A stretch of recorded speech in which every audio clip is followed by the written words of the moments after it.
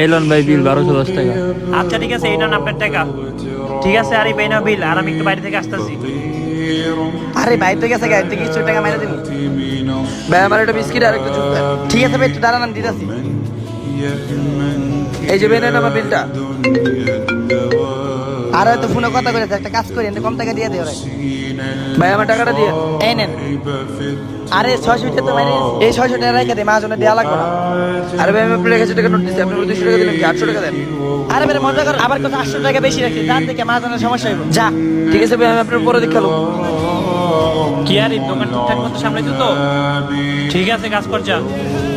আরে ভাই আপনি আমার আসলে 800 টাকা কম দিচ্ছেন, আপনি সত্যি কথা বলে দেখেন, তাহলে সিসিটিভি ক্যামেরা টানতেন।